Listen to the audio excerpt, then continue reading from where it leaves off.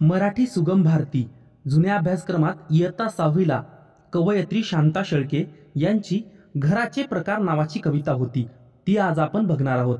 चला तर सुरू करूया. एक घर लबाड असते, एक घर लबाड असते, खिडक्या दारे लावून बसते. एक घर खादाड फार, एक घर खादाड फार, दिवसा काठी जेवणे चार.